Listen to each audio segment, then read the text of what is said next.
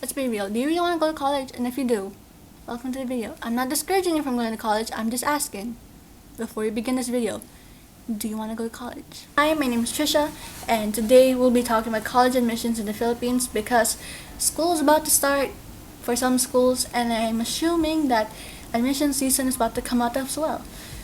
So, some concerns, some tips, some specifications about this video.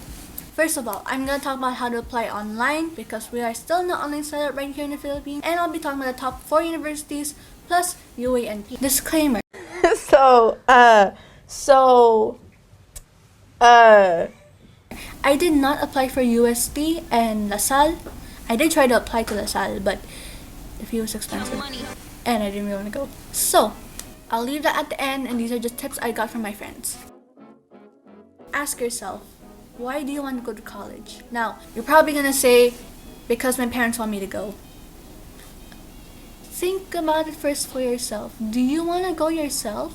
And if so, why do you want to go for yourself? Now, I'm not saying don't go to college. I encourage it, but I'm not gonna force you to go. Especially with the situation right now, it's really hard to study online. It's hard to focus, especially when you're in a conducive environment to study. So, ask yourself first, why do you want to go to college? Your reason can be as shallow as you want. It doesn't need to be groundbreaking like, I want to go to college because I want to solve word peace. If that's your goal, do it. If your goal is just not to be delayed, do it. Whatever works for you. Just ask yourself first, do you want to go to college or not? If so, why? And if not, what will you do instead? Have your documents ready at all times. The digital files and the physical files if the school requires it. So the usual files would be your passport, your birth certificate, your Form 138, 137, your NCAE or NCAT results if needed. Something I want to share. If you have certificates of participations, honor certificates, certificates for winning, medals, use that. Submit those because that can actually help you increase your chance of getting into university. It separates you from the very big circle pool of students applying to this university. And don't worry if you've never been in the honor roll or you never participate or you never won a competition. If you have certificates of participation from grade 7 until grade 11, that's okay. You can use that. It will work, I swear. And you can even use your orgs or your clubs if they have certification as well. If you didn't join any competitions, you're on honor roll, your club doesn't have any certification, you never joined any orgs, you don't have any certificate of participation, honey, ambassadorships are the way. We are now in the online setup. There are a lot of small businesses looking for ambassadors, and usually ambassadors, they promote the business and help the business grow.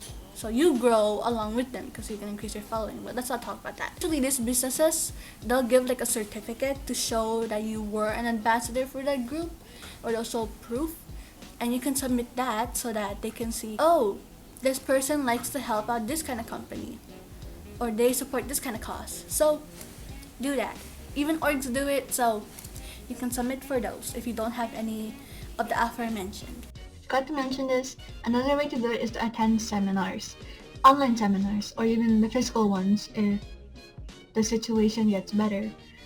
Not all seminars are paid. You can literally just search online, free seminars, and look at the ones you'd be interested in and join them. Ask your friends, hey, is your school holding any seminars that I can join? Or ask your teachers because they might know some, because there are a lot of seminars that give certification that you join the seminar and that you have interest in the topic that they're discussing. Heck, I'm even going to a bunch of seminars this week, so. And another thing is to refer to last year's, so basically 2020's admission rounds. You can check on the website of your chosen university and go to the admissions hub and check what did they require the previous year. So you can get a basic idea of what to prepare in advance, because it is better to submit early than to submit late, because there's bound to be some lags, some delays, and sometimes you may accidentally not submit requirements and you submit it late. So submit early. Don't procrastinate. If you are getting your Form 138s, 137s, your report cards and all that from your schools, be annoying to your school's register. I'm not kidding. Be annoying to them. In Filipino, be makulit. Huwag kang mahiya, makulit ka na, makukulitin na sila. Andiyan na, hindi ko lang mag-Tagalog.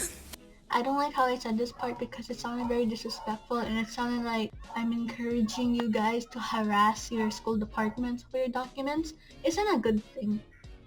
However, you do need to be persistent and kind of annoying to your school's departments when submitting your requirements and the needed documents because there can be times when they take an unreasonably long amount of time processing a report card that they probably have stored in their computer or in their cloud system. Just send them emails during their work hours and working days and have it scheduled. Like scheduled emails. Don't send it during weekends because they deserve rest as well. Okay? In short, just be persistent but respectful. Remember this. Keep track of all the important moments in your life. Whether it be in a diary, in a video, or an audio recording, or a picture, do it. And this is where I'm getting to the university-specific tips. First, Ateneo. Ateneo. I found their admissions process the easiest, and they use two methods. One, they use the website called education.ph, and you basically just put in all your info there, put in your essay there, and that's it. And they'll send an email to your school saying, hey, we need the report cards. They'll send it, and that's it. You just wait. Pay the fee and wait. That's it. There's also the other method, which is more traditional, I'd say, wherein you had to send the documents to them. Not sure if it's physical or digital. And you had to request your school to submit the documents that they need. Now, education is only available for a specific amount of schools. I'm not sure which ones because there are a lot, but I suggest you check it out before you go to method 2. The thing that carries the most weight in the admissions at the Ateneo is your Okay, Mr. Essay, I say, prepare to be written. I'm doing it! I'm doing it! Yeah! Yeah! In some of these, in some of almost there, and done. Now let's see how it looks so far. The essay. Now, usually when you ask Ateneo people, what I notice is that they'll tell you to make it at least 1,000 words, to put a lot of paragraphs and all that. But you know what I did? I just wrote a 500-word essay, and it's just one page. I didn't even put a title or anything. That goes to show that the admissions, they don't really care if your essay is very long or has a lot of words or you use a lot of complicated words. What they care more about with your essay is how you present yourself, how you explain things, and what is your motivations in life and what is important to you. And also, the prompt for my admissions last year was, what is an accomplishment or an experience that defines who you are? Also, this applies to literally any university's essay, but don't write the things or list down the things you already put in your application. So if you're gonna write your essay about how you got high honors for the rest of your life, or how you've been in varsity since kindergarten, let's say, talk about your experience and how it made you who you are, or basically how it defines you, I guess. Because like if you just mention all your achievements in the essay, that's so boring, man. Think about that. Don't just list, explain. Be a storyteller. I like to make music that moves people. Bitch. Just think. Man, lady, non-binary. Think. I wrote about the comic that I wrote back in July 2020 about my scoliosis and my experiences with it, and how I realized that a lot of people like my art and they also like when I tell stories. So I wrote about that. And also, there's no asset, there's no test or anything. Just focus on your essay and focus on your extracurriculars for Ateneo, D Ateneo, whatever. Next, UA&P. UA&P stands for University of Asia and the Pacific. They are not as well known as the Big Four, but they are still a very good school, not gonna lie. And their admission process was also kind of easy. It's just that sometimes the data would disappear, especially when you're submitting it. Like it'll show there's no file there. when you submit, like, let's say your birth certificate. And I panicked when it happened, and I typed so many emails to the admissions of UA&P. Like, I had so many conversations with them, and they were very nice, they were very responsive. I give them that. Thank you. Essay was about 200 words max, and you had to talk about your accomplishments, your strengths, your weaknesses, what you can contribute to the school itself. I just summarized my essay for Ateneo, shortened it for UA&P. Now, this is where UA&P gets interesting. She gets a little bit quirky, she gets a little bit unique. They had an exam. You are not exempted from college exams in UA&P. Don't let the people who are saying, oh, people applying in the Pandesal have it easier because there's no exam. No. That doesn't apply to all schools. UA&P has it, and I will tell you some tips on how to pass it. Study basic math, so like junior high math to a little bit senior high math. There's some calculus in it, but focus more on the junior high math. So like grade 7 until grade 10. And then for English, it's just English. There's no Filipino. Don't worry. It's just the usual grammar and reading and all that. And there's also abstract reasoning. I don't need to explain that. You guys know what it is, the basic shape. And there's science. The science guy. The science guy. Bill, the science guy. There's science. We were the first batch to have science in their exam. So no one expected it to have science. The science portion I had a lot of difficulty in because I didn't study for it. But what I remember, there were a lot of biology questions, some chemistry, some physics, and only 2 earth science questions, which I think are the only ones I got right. And there's an essay portion. I love the essay. The essay portion is so fun, I swear. There are like 15 prompts, and they all belong to like different fields, and you can choose which one you wanna write about. I won't be exposing which prompt did I choose because I might get,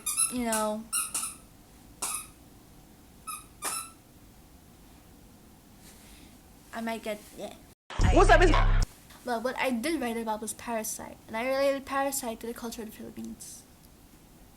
That's all I'm saying. Y'all can guess for yourself what I wrote about, but that's all I'm saying. The test was kind of easy, but not easy enough. Now let's talk about UP. I have a bone to pick with UP. Disclaimer, I do not hate UP. I have no ill intentions towards them, but I had such a headache with their admission system. So, UP had a 2-factor authentication system when you're making your account. First, they'll send you a code. Sends right away. The second, oh boy, good luck. You cannot turn off your laptop or your computer when you're applying to UP, especially when you're waiting for your second code for the 2-factor authentication. Because if you do that, you have to apply all over again. I didn't turn it off. I left my computer on for a very long time. And I received my code after a week. And it's supposed to arrive within a day. I even had to call the school and they didn't really answer me. So I really had to wait for a week. The weird thing is some of my classmates, they got theirs in minutes.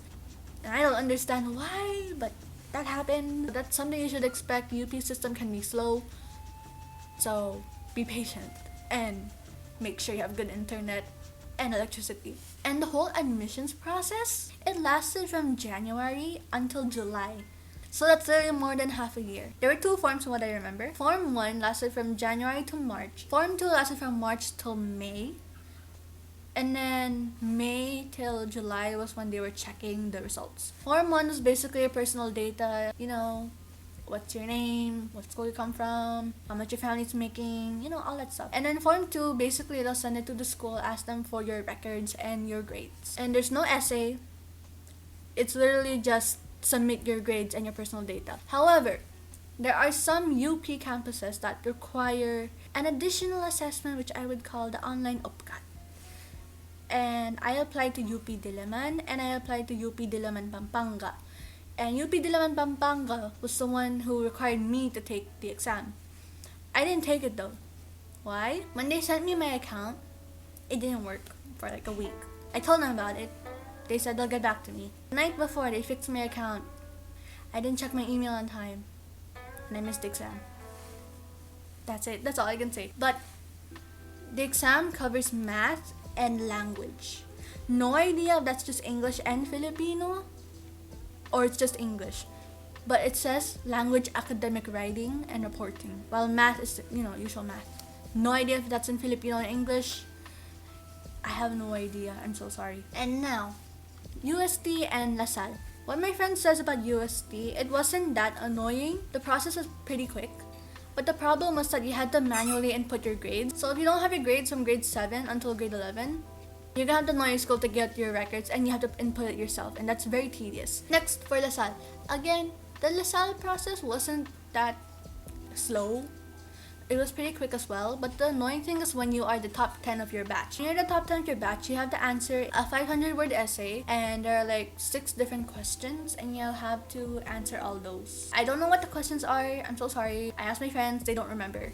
And another thing, they have a specific format for their certificates, so you will have to ask your school to reformat their certificates to fit LaSalle certificate if you will be applying to LaSalle. Heads up.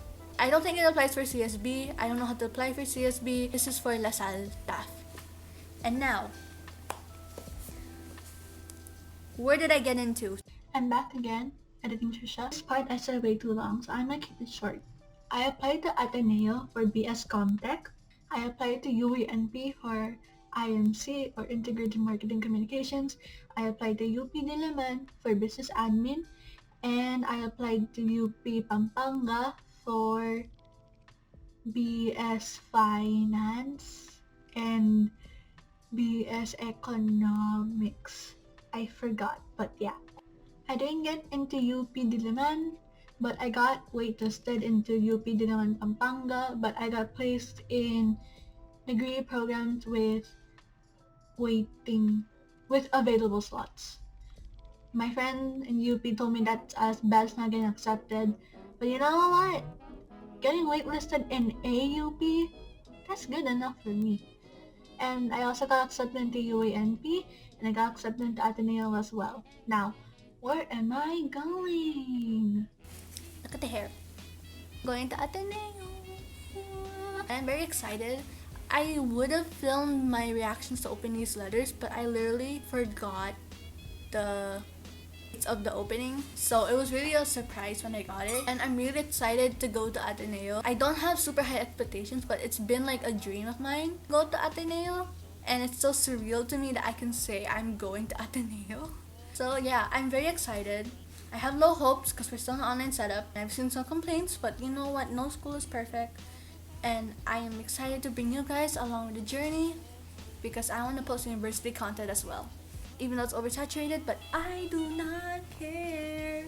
Anyway, I'll end this video now, and I will see you soon. Maybe when I'm dying as a college student, or maybe when I'm dying as a freshly graduated high schooler. Bye-bye!